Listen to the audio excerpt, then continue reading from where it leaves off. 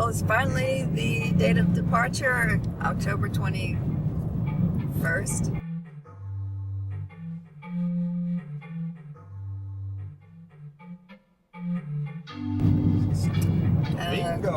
Domingo! October 21. And we just left Illapel. And we're on our way to Los Vilos, the road, the highway, and that'll take us to Santiago. Yeah. There's passes up ahead, and we'll be crossing through those passes. And we noticed they were quite beautiful, some beautiful venues, vistas from up there. So we hope to stop and show you some more vistas of the places outside the valleys in the Andes. We don't know whether it's because it was Sunday or it was earlier in the morning when we left around 10:30 a.m. But the town of Illapel, muy cerrado. There was no one in the park, in the plaza, very few cars on the road. The bodegas all seemed to be pretty quiet. So it was La Serena in Illapel on a domingo mañana. There's water in this river down here. Wow, that's a rare thing for us to see. Oh, this is the first time we've seen water in a river in a while.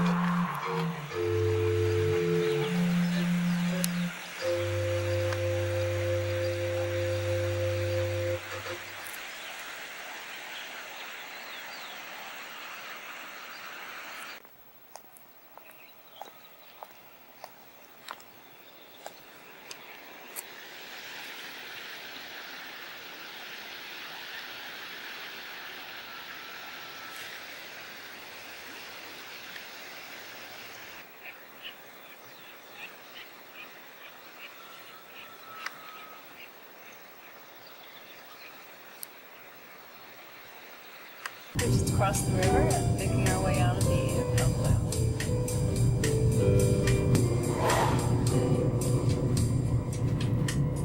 We do have a bit of a climb ahead of us, and it's beautiful. There's some beautiful vistas up here, which we'll share with you. Here's a nice sweeping vista of the mountains. Those mountains would be located east of here. We probably mentioned this before. As we drive through the western foot mountains of the Andes, it's very, very much like driving through the eastern Sierra Nevada del Norte. Instead of having Joshua trees like we might have at the foothills on the southern extremity, of Sierra Nevada, we have saguaro, but a different species of saguaro cactus than you would see, for instance, in the Sonora Desert where we live in Arizona. Unlike the eastern Sierra, however, there's quite a bit of verdure and actually a lot of farming out here on some of these slopes. It's quite remarkable. They get enough rain to grow crops, and yet it's dry enough so things like cactus can prosper all in the same region. It seems to be quite a conundrum to figure out how they do this, but it must be local microclimates associated with different hills and valleys that make this kind of agriculture possible in an otherwise desert, seemingly desert location with cactus. As we resume our climb now out of a high valley that we just entered into, Vanessa and I started talking about flights in and out of Santiago Airport. I have no idea. She did the booking. So I was wondering why we flew out on a Sunday. Was it like most flights come and go on a Sunday from Del Norte? She said there's several flights a day, every day of the week. So we went on to discuss Easter Island. Vanessa volunteered the fact that there's now daily flights to Rapa Nui from Santiago Airport. When we flew out in 2005, there was just 2 flights a week. Now there's daily flights, and Vanessa went on to say that they've completely developed Easter Island for tourists now. Hostels and hotels and tours. And then we realized why that may be so. Unlike Peru, which has many, many, many ruins, ancient artifacts and cities and things of tourist interest, Chile is relatively without such places to go of ancient cultural interest. They do have Patagonia, they have the Atacama with San Pedro to the north, but basically Chile is a location that's relatively free of ancient culture to attract tourists to come.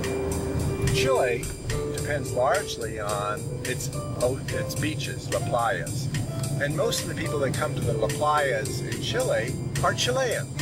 So there is not a lot of, from our point of view, international interest in coming to Chile unless you're going to Rapa Nui, Easter Island. In reflecting on this whole scenario of a dearth of internationally renowned locations to travel to in Chile, we realized that Rapa Nui, Easter Island, Isla de Pascua, is perhaps the jewel, and one and only real jewel in the tourist box of Chile, which says something politically about Chile's relationship with Rapa Nui. The Rapa Nui would like to secede from Chile and be their own little republic. But as long as Chile is dependent upon Rapa Nui and its association with Rapa Nui for tourists, it's unlikely Chile is going to freely release the island from its political bonds to Chile.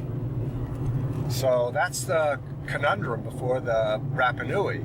Now, one way the Rapa Nui might be able to deal with this is to say, okay, we're only going to allow airplane flights from Santiago to go to Chile. Otherwise, you have to get to Easter Island, Rapa Nui, by way of cruise ship. So that may be the little opportunity in the future for the chains, what Rapa Nui considered the chains of Chile, governmentally around the island, to be unlocked and released so that Rapa Nui can become its own independent location and yet at the same time maintain economic bonds with Chile.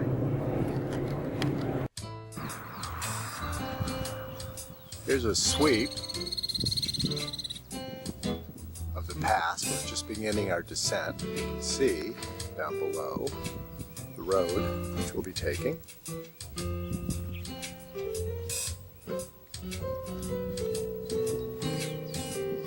Unlike the desert,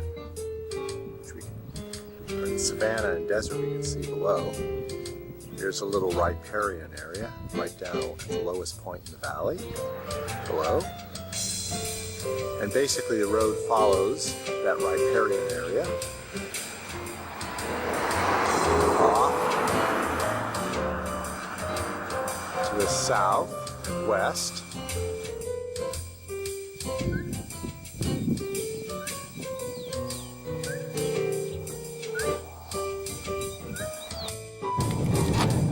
Well, it looks like that last pass that we stopped at was the beginning of the long descent to the sea. We're about 12, 13 kilometers now from Ruta 5 near Los Villos. And Los Villos is a playa community. So we won't be seeing any more high altitude views. We look off to the right, we're beginning to see some dunes. So we are getting much closer to the Pacific Ocean here. We haven't seen much wildlife. Well, after we went to the chinchilla reserve yesterday, and they were showing all the animals in the desert. One of them was a fox, and sadly we just passed a dead fox on the road. Santiago straight ahead, Los Arenas to the right. Actually, it'll be Santiago to the left, because if we keep going straight ahead like that sign suggested, we'll end up in the Pacific Ocean. And here are the sand dunes, which is why we can't see the ocean, because it rise up and block the water.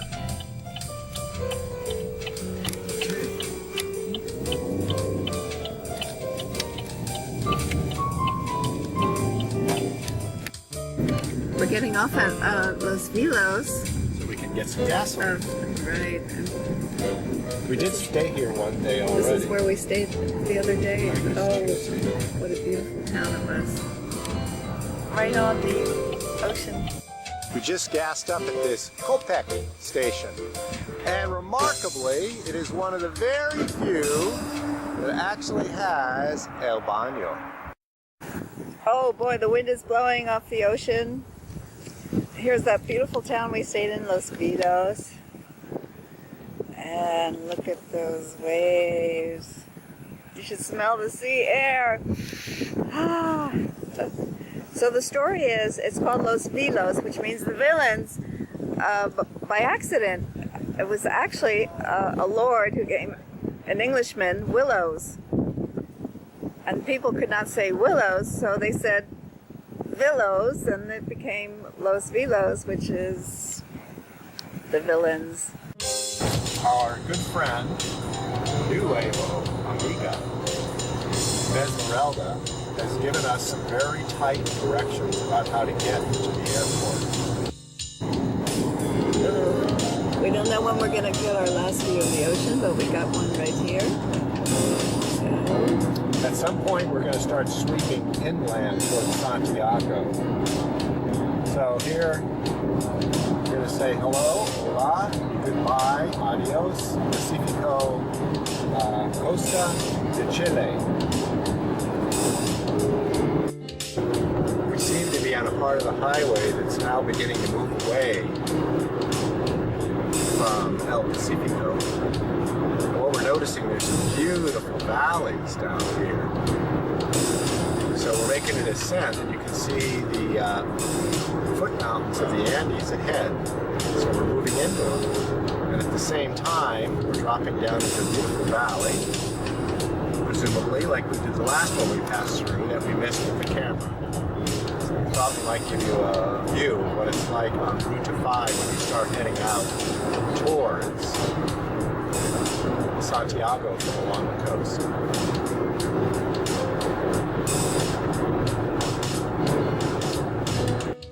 And for every descent into a valley, here in the foot mountains of the Andes along the coast, there is another ascent. You can see the mountain vista ahead of us. We're running up into the mountains now. We think there's going to be a tunnel ahead. We're definitely going to have to make either a pass or a tunnel through this region before we drop down to the one to go just north of Santiago. Yeah, this tunnel's gone on possibly a kilometer. There must be quite a mountain up over our head. And fortunately, unlike the ones up in the mountains, it's illuminated, 2 lanes. It's pretty easy to drive through. Pretty no stress travel. But when you think you probably got a kilometer of Andean foot mountain over your head, puts you in touch with like something subterranean about the whole experience. And here we go. We're about to get the view on the other side.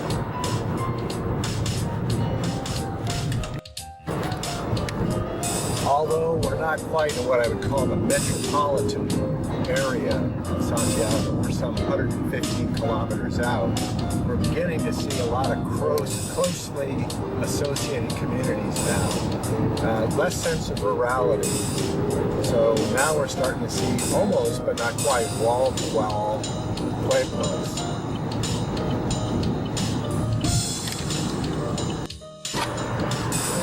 Ahead of us is one of the most magnificent peaks, isolated peaks we've seen on our trip. Still about 80 or 90 kilometers from Santiago. You can see it's definitely got a glacier. It's certainly an outstanding peak in that it rises well above the ranges flanking it. Apparently it's also a national park. We saw a reference to a national park as a sign on the highway.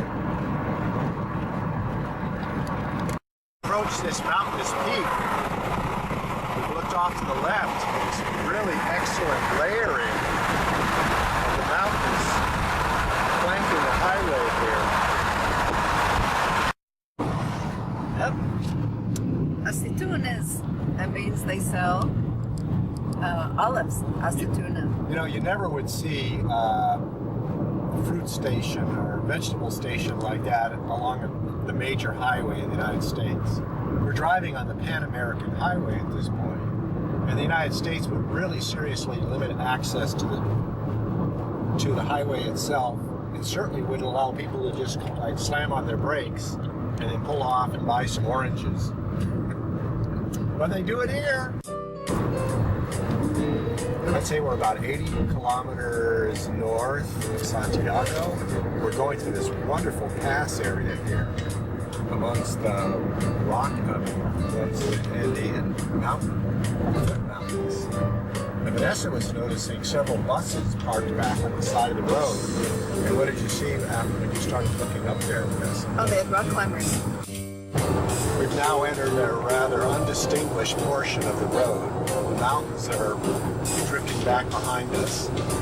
Not sure, but we suspect that we're probably going to have pretty much terrain like this all the way to Santiago, which is right now 53 kilometers south and east of our current location.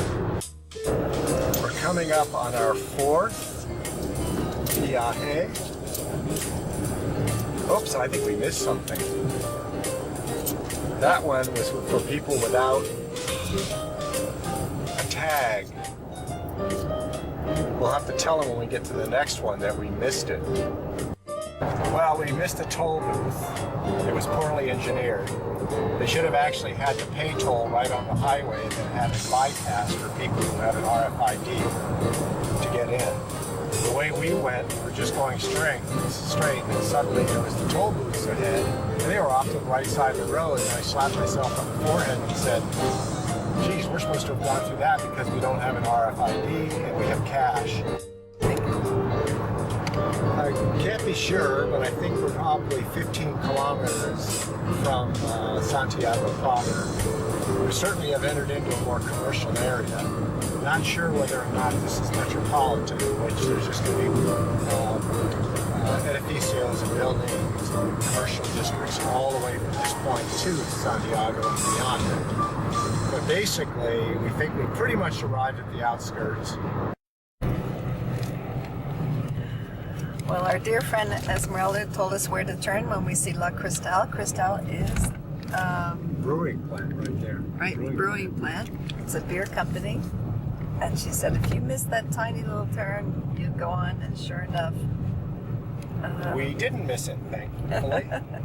We're still looking to see if we can gas up just before we deliver the car. Well, we did manage to find our gas station, and I was given some guidance about how to get to the airport. Got to go up to this Pare stop sign, take a right, and then take a left back onto the main road over there, the main highway, and then there should be a sign to exit to the airport.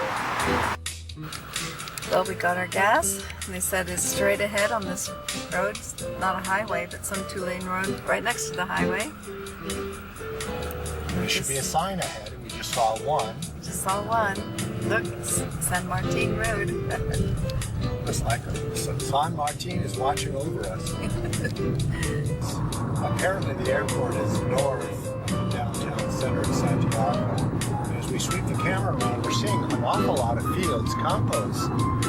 That's right. Okay. Or Aeropuerto. Here it is. We just had to take an exit. I believe this highway is the way we went to Valparaiso when we originally arrived. So it's right up against the airport entrance here. And as I recall, it wasn't much of a drive to get to the highway system from the airport. Well, they marked a central rental car location for us to drop off the car. Avis! Hola, Avis! Yes? We're now on a bus that's going to take us over to international departures. Having dropped off the rental car without any issues. Well, they dropped us off on the bus. Vanessa's rolling in. Now we're going to look for the American Airlines. We arrived 6 hours early. And look at this. They've got carts for free.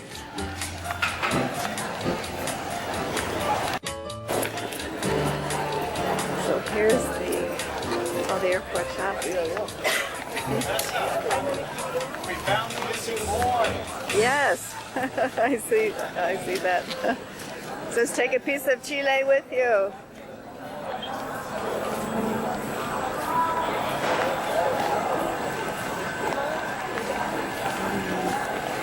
Well, as you noticed from the filming, that the traffic was absolutely light.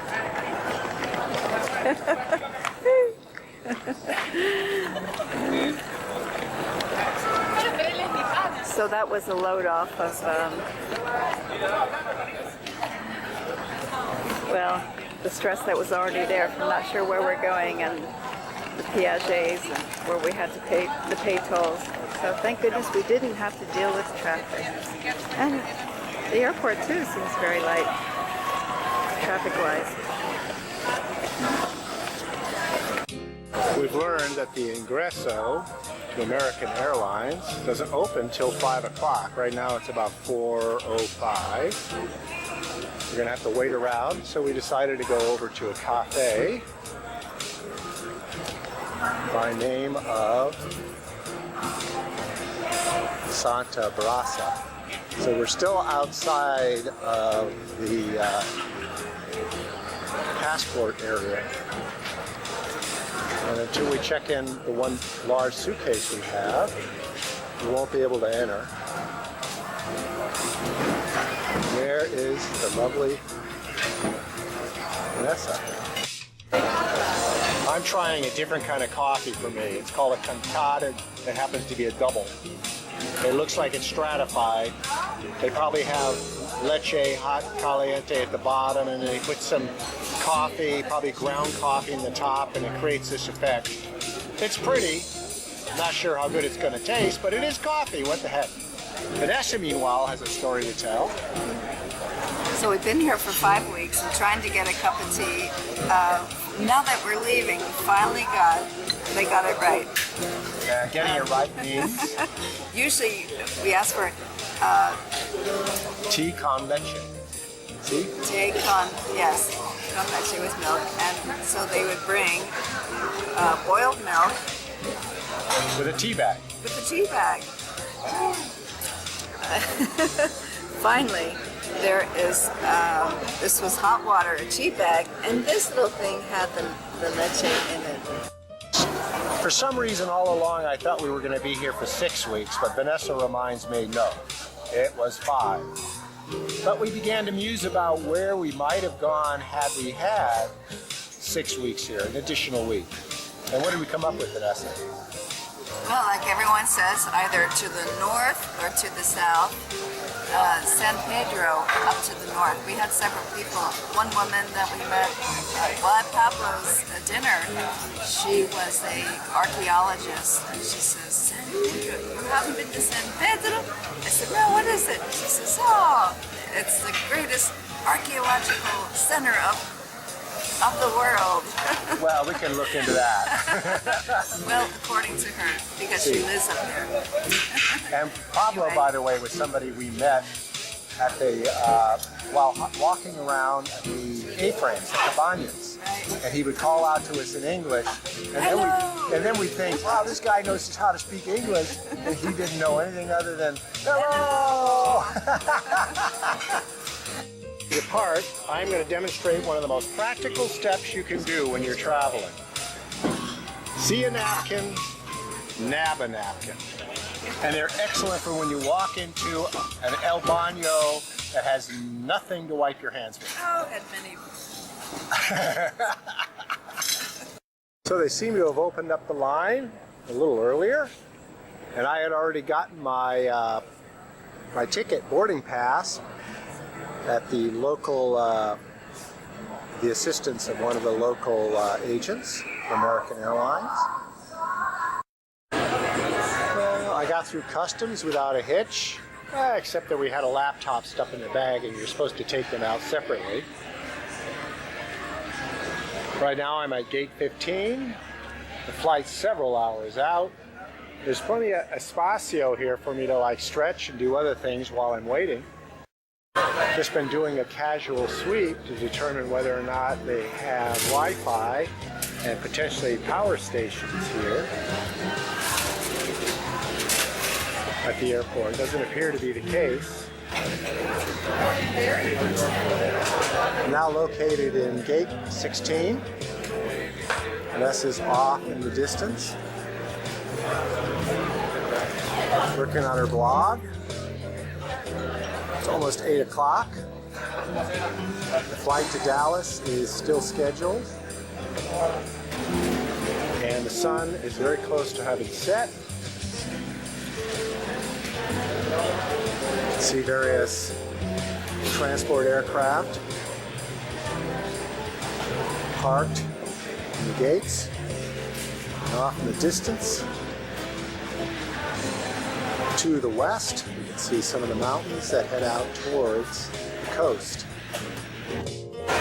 Group 1 is now boarding.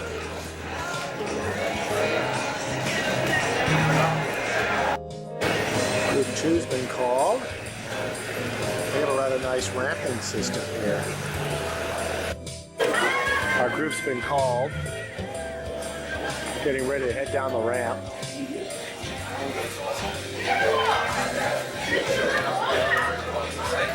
Group number 6. Okay, we're finally aboard the plane. Sorry? This is one of those ultra-wide aircraft, and we'll be flying from here to Dallas. After our 5 weeks of being in Chile, we're now about to head home. Fellow passengers. And we're sitting next to a Chilean. We're sitting next to a Chilean. You want to say hello? Hello. Hola. Hola, no worries. No worries. For American Airlines.